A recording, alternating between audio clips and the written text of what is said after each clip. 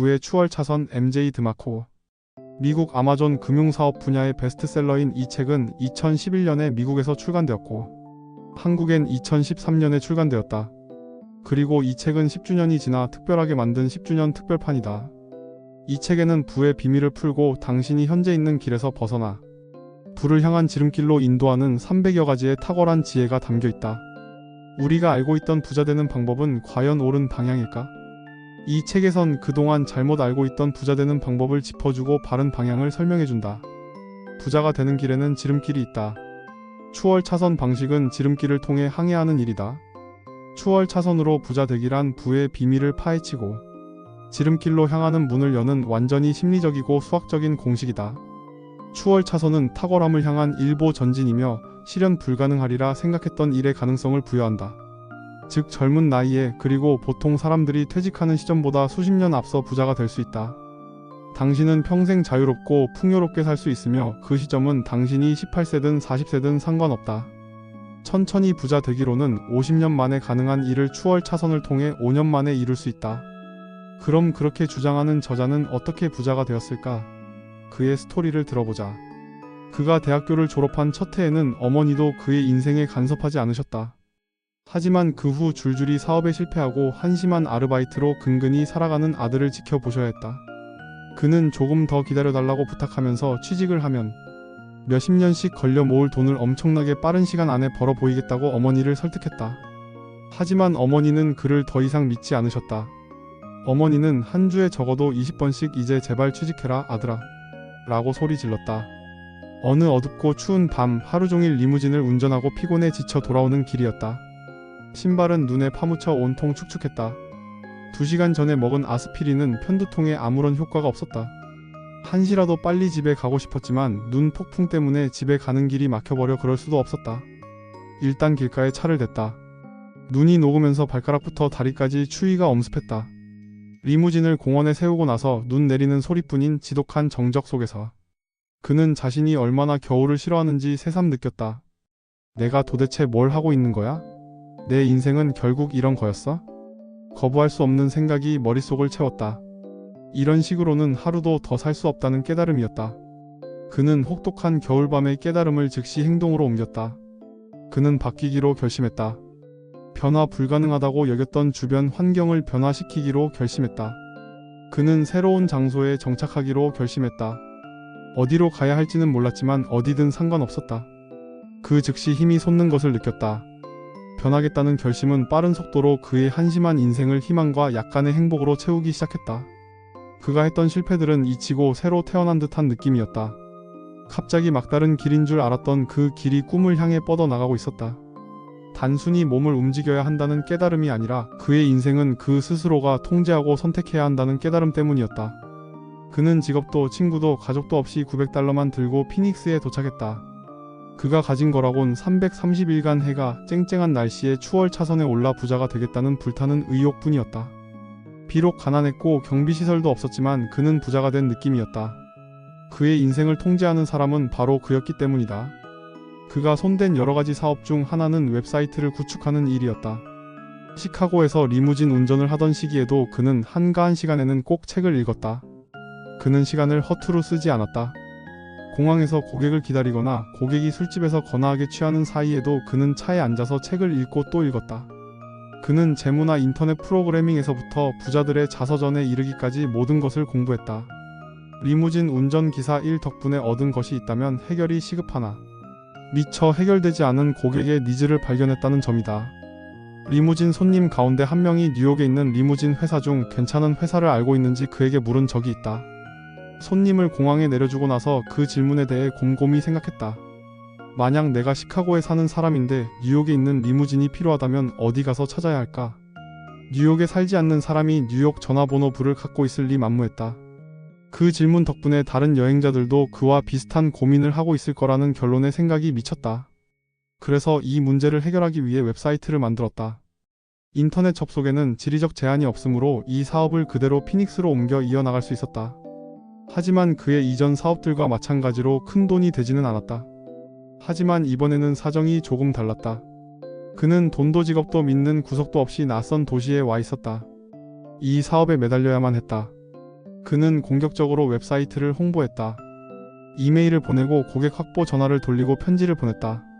검색 엔진 최적화 기술을 배웠다. 책을 살 돈이 충분하지 않았으므로 매일같이 피닉스 도서관에 들러 인터넷 프로그래밍 언어를 공부했다. 웹사이트를 개선하고 그래픽과 저작권에 대해 공부했다. 도움이 될 만한 지식이라면 무엇이든지 습득했다. 그러던 어느 날 돌파구를 찾았다. 캔자스에 위치한 한 회사가 그의 웹사이트를 극찬하며 자기네 회사의 웹사이트 디자인을 맡아 달라는 전화를 해왔다. 웹 디자인은 그의 전공 분야가 아니었으므로 $400의 사례금도 고맙게 받았다. 그 회사는 사례금이 거저나 마찬가지라고 생각했지만 그는 24시간 안에 웹사이트를 완성해 보였다. 그는 흥분했다. 24시간 만에 월세의 대부분을 마련한 것이다. 그러고 나서 공교롭게도 바로 24시간 후에 뉴욕의 한 회사로부터 웹사이트를 제작해달라는 똑같은 주문을 받았다. 이번에는 $600를 받았고 이틀 만에 완성해 보였다. 다음 달 월세도 번 것이다. 물론 큰 돈은 아니지만 빈털터리에서 시작하여 사흘 만에 $1000를 벌고 나니 $50,000짜리 복권에 당첨된 듯 했다. 피닉스에서 보낸 몇 달 만에 그는 고객의 관심을 끌었고 생애 최초로 자기 힘으로 생활비를 벌 수 있었다. 꽃 배달도 접시 닦기도 피자 배달도 하며 엄마 집에 얹혀 살지도 않고 온전히 그 스스로 돈을 번 것이다. 이제 그의 인생은 순풍을 타고 부자가 되는 길을 향해 나아갈 것만 같았다. 하지만 아직 빠진 것이 있다는 사실을 알고 있었다. 그의 수입의 대부분은 웹사이트 광고가 아니라 디자인으로부터 나오고 있었다. 즉 그는 웹사이트 구축 작업에 시간을 들여야만 수입을 얻을 수 있었다. 웹사이트 구축 의뢰가 많으면 많을수록 더 많은 시간을 일해야 한다는 사실을 의미했을 뿐더러 일을 멈추면 수입 역시 없을 터였다. 그는 돈을 받고 내 시간을 팔고 있었다. 겨울에 시카고에서 친구가 찾아왔다. 친구에게 웹 디렉토리를 보여주자 서비스 이용자 수를 보고 깜짝 놀라했다. 전 세계에서 리무진 가격을 묻는 사람들이 매 분마다 나의 웹사이트로 몰려왔기 때문이다. 보스턴에서 우스터로 가는 리무진 비용이 얼마인가요? JFK 공항에서 맨해튼까지 얼마죠? 받은 메일 함에는 450개의 새로운 편지가 들어와 있었다. 편지함을 비우고 10분이 지나자 또 다른 메일 30개로 채워졌다. 이메일이 쉬지 않고 쏟아져 들어왔다. 친구는 이 이메일을 다 돈으로 좀 바꿔봐라고 말했다. 어떻게? 어떻게 하면 사람들의 요구를 만족시킬 수 있을까? 그는 친구가 남기고 간 과제를 해결해야겠다고 마음먹었다. 며칠에 걸쳐 그는 완전하지는 않지만 해결책을 고안해냈고 시도해보기로 했다. 바로 광고를 게시할 공간 대신 클릭하면 해당 웹사이트로 이동하는 리드 광고를 파는 것이었다. 하지만 이 수익 모델이 새롭고 획기적이긴 해도 고객들에게 유익하다는 믿음을 줄 만한 입증된 데이터가 없다는 것이 문제였다. 당시는 1990년대 후반이었고 그가 도입하기 전까지 리드 광고는 지금처럼 잘 알려진 것이 아니었다. 그는 위험을 감수하고 실행에 옮겼다. 단기적으로 그의 수입을 갉아먹으리라는 예상은 적중했다. 그는 이 전략이 만약 성공한다고 해도 수익을 내기까지 몇 달이 걸리리라고 예상했다. 새로운 시스템을 도입한 첫 달에 $473를 벌었다. 둘째 달에는 $694를 벌었다. 셋째 달에는 $970, 그 다음 달에는 $1832, 그리고 $2314, $3733. 성공이었다. 사업 수익, 개인 소득 그리고 자산은 기하급수적으로 성장했지만 문제가 없는 것은 아니었다. 방문자 수가 늘수록 클레임과 피드백을 비롯해 해결해야 할 과제 역시 늘어났다. 시스템은 고객의 제안을 그대로 받아들여 개선했다. 며칠 만에 혹은 몇 시간 만에 고객이 아이디어를 시스템으로 구현해냈다. 또 그는 몇 분 안에 늦어도 1시간 안에 고객의 이메일에 응답하는 것으로 유명했다. 그는 고객들로부터 믿음을 얻는 법을 배웠고 사업은 번창해 갔다. 일하는 시간은 점점 길어지고 힘겨워졌다. 40시간을 일한 주는 오히려 휴가에 가까웠다. 주당 평균 60시간씩 일했다. 2000년에 접어들자 새로운 종류의 문의 전화가 걸려오기 시작했다. 이제 막 사업을 시작하려는 정보기술업체 몇 군데에서 회사를 팔 생각이 있는지 물어왔다. 그 해는 닷컴 열풍이 최고조에 달했었다. 기술을 팔아 떼돈을 벌었다는 닷컴 사업가에 대한 소문이 들려오지 않는 날이 하루도 없었다. 그럼 그도 회사를 팔고 싶어 했을까? 당연히 그렇다. 그는 회사를 매각하라는 전화를 총 3번 받았다. 한 번은 $25만, 한 번은 $55만, 한 번은 $120만 제시해왔다. 그는 마지막 제안을 받아들여 부자가 되었다. 아니 거의 그럴 뻔했다. 기쁨은 오래가지 않았다. 당시에 그는 120만 달러가 큰 돈이라고 생각했지만 결코 그렇지 않았다. 세금과 쓸데없는 스톡 옵션 때문이었다. 그는 그 돈을 잘못 투자했다. 그는 부자처럼 보이고 싶어서 쉐보레 콜벳을 샀다. 그는 그가 부자가 된 것으로 착각했다. 닷컴 열풍이 잦아들 즈음 그의 수중에 남은 돈은 30만 달러가 채 안 되었다.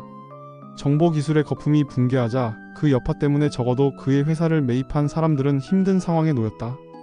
자신의 창조물이 사람들로부터 잊히는 모습을 보고 싶지 않았던 그는 그 웹사이트를 헐값에 다시 사들이겠다고 제안했다. 25만 달러를 제시했고 그의 사비를 들였다. 제안은 받아들여졌고 그가 1년 전에 팔았던 그 회사는 다시 그의 손에 들어왔다. 이제 회사를 경영하고 수익을 내서 회사를 사느라 받은 대출금을 갚아 나가야만 했다. 남은 돈은 전부 사업에 재투자했다. 회사를 다시 찾고 나니 새로운 욕심이 생겼다. 닷컴 위기를 무사히 넘기는 것뿐만 아니라 회사를 번창하게 만들자는 욕심이었다. 회사를 넘겨받은 후 18개월 동안 그는 서비스를 한 차원 업그레이드 시키는 데 힘을 쏟았다. 그는 계속해서 웹사이트를 개선해 나갔다. 새로운 기술을 접목시키고 고객의 소리에 귀 기울였다. 자동화와 프로세스 개선에 열정을 쏟아부었다. 프로세스와 시스템을 간소화하는 과정에서 어떤 변화가 느리게 또 꾸준하게 생겨났다. 그는 점점 더 적은 시간을 일에 투자했다. 어느 순간 하루에 10시간이 아니라 1시간만 일하고 있었다. 그래도 돈은 들어왔다. 하루는 라스베이거스로 날아가 흥청망청 도박을 즐겼지만 그래도 돈은 들어왔다. 한 번은 나흘간 알아 누웠지만 그래도 돈은 들어왔다. 한 달을 주식을 사고 파는 데 보냈지만 그래도 돈은 들어왔다. 바로 그때 그는 그가 이룬 것이 무엇인지 깨달았다. 그것이 바로 추월차선이었다. 그는 스스로 살아있는 돈이 열리는 나무가 된 것이다. 그는 33살에 백만장자가 되었다. 그가 첫 번째 람보르기니를 뽑던 날 10대에 그가 품었던 꿈은 실현되었다. 그가 10대 때 람보르기니를 몰고 온 남자에게 이런 질문을 했었다. 어떻게 하면 그런 멋진 차를 살 수 있어요? 과거에 그 남자에게 주저하며 던졌던 질문을 이제는 거의 매주 그가 받고 있다. 그리고 과거의 그가 그렇게도 듣고 싶었던 바로 그 답을 줄 수 있다. 2007년 그는 회사를 다시 매각하기로 결정했다. 은퇴하고 그가 꿈꿔온 가장 자유분방한 꿈, 그러니까 책이나 영화 시나리오를 쓰는 일에 대해 생각해 볼 때였다. 이번에는 330만 달러에서 790만 달러에 이르기까지 다양한 제안이 들어왔다. 이미 짧은 기간에 수백만 달러를 계속해서 벌어들이고 난 후였다. 그는 현금으로만 지불하겠다는 제안을 수락했고 그의 인생은 또다시 추월차선에 들어섰다. 부를 향한 재무지도 3가지. 부자가 되는 과정을 설계하는 일은 우리들이 현재 지니고 있는 재무지도와 대안들을 살펴보는 것으로부터 시작된다. 재무지도에는 3가지가 있다. 인도로 가는 지도, 서행차선으로 가는 지도, 추월차선으로 가는 지도. 이 3가지 지도의 이면에는 모두 심리학 즉 각각의 지도에 따라 행동을 지시하는 신념체계가 작용한다. 더 중요한 것은 각각의 지도가 수학적 부의 공식에 의해 좌우되는 가치관의 영향 아래에 있다는 것이다. 어떤 지도를 선택하든지 부에 대한 가치관은 각각의 지도가 지닌 부의 방정식을 따르게 될 것이다. 게다가 각각의 지도는 특정 목적지를 향하고 있다. 각각이 가리키는 방향은 다음과 같다. 인도 가난, 서행차선 평범한 삶, 추월차선 부. 변화를 주려면 우선 당신의 신념이 변해야 한다. 당신이 들고 있는 지도가 바로 그 신념을 결정짓는다. 각각의 지도는 부의 방정식을 바탕으로 설계되어 있으며 재정적 목적지를 가리킨다. 즉 인도는 가난, 서행차선은 평범한 삶, 추월차선은 부라는 목적지를 향한다. 그럼 추월차선이란 무엇인가? 추월차선은 통제 가능한 무제한적 영향력으로 대표되는 사업 및 라이프 스타일 전략이다. 추월차선 전략으로 빠르게 돈을 벌고 특별한 라이프 스타일을 즐기기 위해서는 다음의 4가지 요소에 집중해야 한다. 1. 통제 가능한 무제한적 영향력. 서행차선이 영향력을 발휘할 수 없는 통제 불가능한 변수들로 정의되는 반면 추월차선은 정반대 조건 즉 최대치의 통제력과 영향력을 발휘한다. 2. 사업. 서행차선의 직업과 마찬가지로 추월차선의 중심이 되는 것은 당신 소유의 사업이나 자영업, 기업이다. 3. 라이프 스타일. 추월차선은 복합적인 신념과 프로세스 그리고 행동으로 이루어진 라이프 스타일의 선택이다.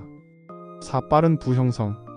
추월차선은 중산층의 한계를 뛰어넘고 빠르게 큰 돈을 버는 과정이다. 5가지 추월차선의 사업 씨앗. 돈이 열리는 나무가 될 수 있는 사업 씨앗은 5가지가 있다. 주의할 점은 이 5가지 씨앗으로 반드시 성공할 수 있는 것은 아니며 씨앗을 서로 이종 교배할 필요가 있다는 점이다. 각각의 시스템은 소극성의 정도에 따라 점수가 매겨져 있다. 점수가 높을수록 소극적 소득을 얻을 가능성이 높아지지만 동시에 높은 소득을 의미하지는 않는다. 1. 임대 시스템, 2. 컴퓨터 소프트웨어 시스템, 3. 콘텐츠 시스템, 4. 유통 시스템, 5. 인적 자원 시스템. 추월 차선 여행자가 복리를 활용하는 방식. 서행 차선 사람들은 부자가 되기 위해 복리를 활용하는 반면 추월 차선 사람들은 소득 창출 및 자산 유동성을 위해 복리를 활용한다. 전자는 $5로 시작하는 반면 후자는 $500만 시작한다. 저자는 복리로 생활비를 댄다. 복리는 그의 유용한 도구이자 소극적 소득의 원천이다. 요지는 부자들은 복리를 부의 창출을 위해 사용하는 게 아니라 소득과 유동성을 위해 사용한다는 점이다. $10,000를 5%의 이자가 붙는 비과세 수익 상품에 투자하면 갑자기 1년에 $500,000의 소극적 소득이 발생한다. 복리는 파도가 해안가에 부딪힐 때 강력해지듯이 목돈에 접붙임될 때 강력한 위력을 발휘한다. 욕구의 계명. 신규 사업의 90%가 5년 안에 실패하는데 그 이유는 실패하는 사업은 욕구의 계명을 만족시키지 못하기 때문이다. 흠이 있는 기반 위에 사업을 시작하면 그 사업은 실패한다. 모래 위에 지은 집은 무너지게 마련이다. 욕구의 계명을 위반하는 사업이란 실패하는 90%에 속하거나 혹은 직업인 채 할 뿐이다. 사업에 성공하기 위한 전제는 무척 간단함에도 대부분의 사업가들은 이를 잊어버리곤 한다. 즉, 욕구를 충족시키는 사업, 그리고 가치를 제공하는 사업이 성공한다는 것이다. 사람들의 문제를 해소시켜주는 사업이 이익을 발생시킨다. 이기적이고 자아도취적인 동기는 탄탄하고 장기적인 사업 모델이 되지 못한다. 돈을 좇지 말고 욕구를 좇으라. 절대로 단지 돈을 벌기 위해서 사업을 시작하지 마라. 돈을 좇는 것을 그만두고 욕구를 좇기 시작하라. 이것이 이 책에서 가장 중요한 핵심이다. 돈이든 꿈이든 진정하고 싶은 것이든 자신의 이기적인 욕구의 관점에서 사업을 바라보는 것을 당장 그만두어라. 대신 욕구와 곤란함과 문제점과 서비스 결함과 정서를 좇으라. 시간의 계명. 추월 차선의 5계명 중 마지막은 시간의 계명이다. 시간의 계명은 당신의 사업을 시간으로부터 분리할 것을 명한다. 당신의 사업이 당신을 대신해 돈 나무로 클 수 있는가? 추월 차선의 목표인 가만히 있어도 들어오는 수입은 시간의 계명에 의해 가능해진다. 기억하라. 사업을 한다는 것이 시간으로부터의 분리나 부를 보장해 주지는 않는다. 사업과 분리되지 않은 사업가들은 마치 사업과 결혼이라도 한 것처럼 시간의 계명을 어긴 이들이다. 이럴 경우 사업은 직업이 되어 버리고 평생 동안 갇힐 감옥이 된다. 사업의 시작이나 성장, 원숙 단계에서 몸과 마음을 바치는 것은 당연하지만 우리는 40년 동안 그러고 싶지 않다. 시간의 계명은 다음과 같은 질문을 던진다. 내가 없어도 사업이 돌아갈 만큼 자동화되고 체계가 잡혀 있는가? 인적 자원을 고용해도 될 만큼 이문이 많이 남는가? 내 시간을 쏟아 붓지 않아도 사업이 돌아갈 수 있으려면 어떻게 해야 하겠는가? 직업은 시간을 파는 것이며 사업에도 시간을 팔아야만 하는 것들이 있다. 추월 차선의 목표는 당신의 시간과 수입을 분리시키는 것이다. 수입이 수백만 달러가 아니라도 말이다. 이렇게 간단하게 일부만 살펴보아도 이 책에는 정말 중요한 내용들이 줄줄 나온다. 이 책은 곁에 두고 꾸준히 참고하며 읽어야 할 훌륭한 책이라고 생각한다.